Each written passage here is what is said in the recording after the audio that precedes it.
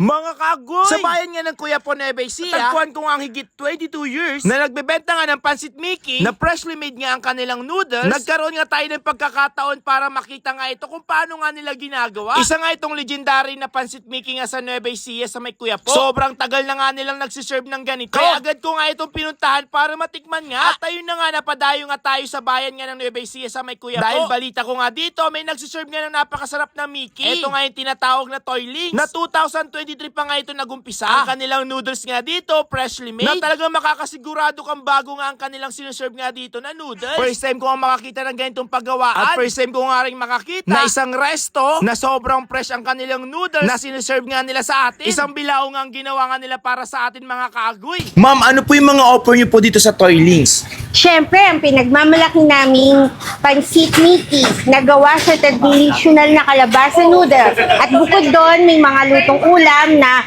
warik-warik ang pinaka-the best, dinuguan, kilawin, at iba pa. Magkano naman po ang Pansit Mickey niyo, ma'am? Sa murang halaga, 80 pesos lang per order.